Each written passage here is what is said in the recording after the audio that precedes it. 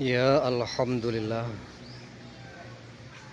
Hari ini para beristri masih berada di Dayah Darussa'adah, Teupin Raya, Kabupaten Pidie. Ya, Alhamdulillah. Hari ini acara Maulidur Rasul. Semoga rezeki hari ini lancar dan berkah. Ya, Alhamdulillah.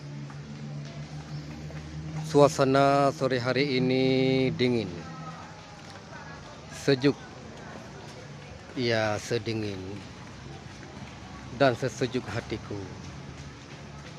pada dirimu sayang. Salam pria beristri.